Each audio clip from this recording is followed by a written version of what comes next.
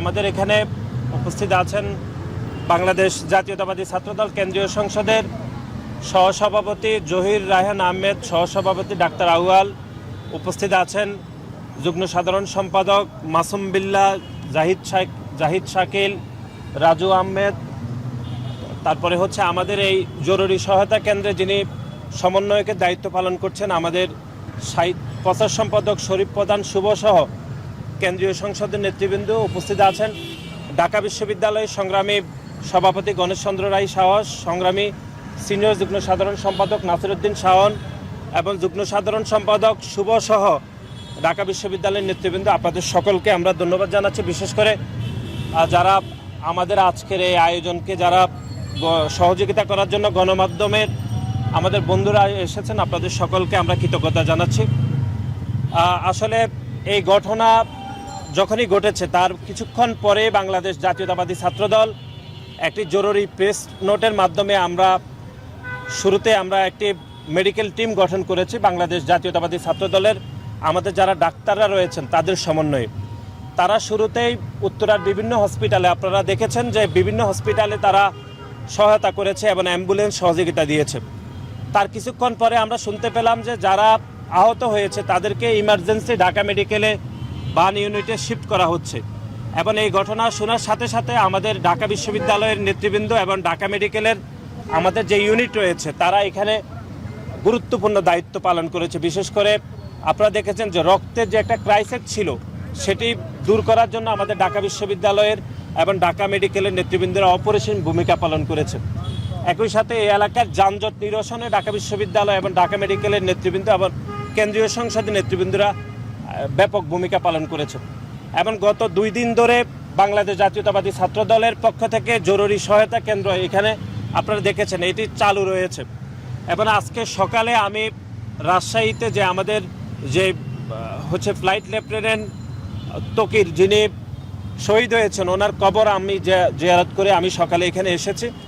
আমাদের দলের ভারপ্রাপ্ত চেয়ারম্যান জনাব তারেক রহমানের পক্ষ থেকে আমাদের বাংলাদেশ জাতীয়তাবাদী ছাত্রদলের পক্ষ থেকে আমরা যারা এখানে চিকিৎসা নিচ্ছেন তাদেরকে আমরা সামান্য আমাদের সাধ্যমতে আমরা চিকিৎসা সামগ্রী আমরা প্রদান করছি।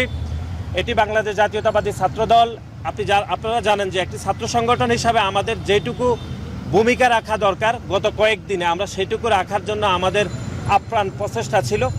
এবং তারই ধারাবাহিকতায় আমাদের সাধ্যমতে আমরা এখানে চিকিৎসা সামগ্রী প্রদান করছি।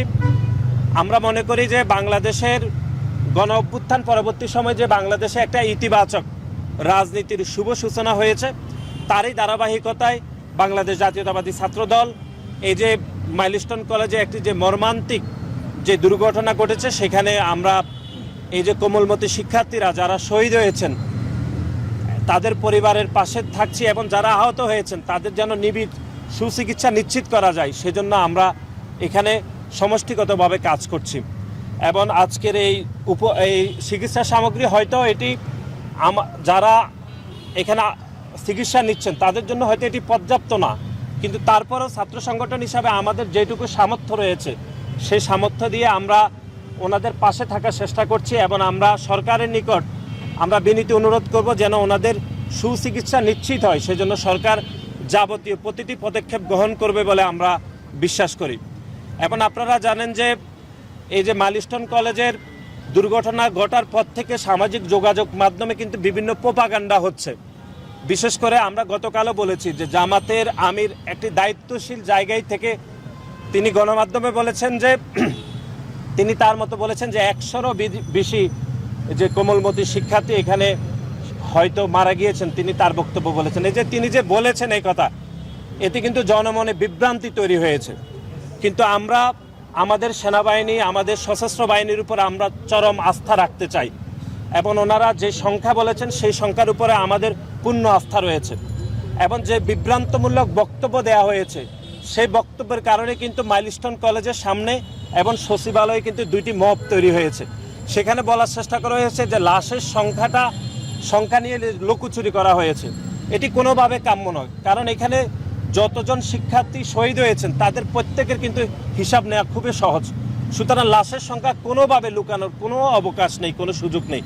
সুতরাং এরকম একটি দায়িত্বশীল পদে থেকে এরকম জনমনে বিভ্রান্ত তৈরি যে হয়েছে, সেজন্য জামাতের আমিরের উচিত ছিল যে দুঃখ প্রকাশ করা। সেটি কিন্তু আমরা দেখিনি, বরং তিনি গণমাধ্যমের সামনে তিনি ভুল তথ্য উপস্থাপন করেছেন।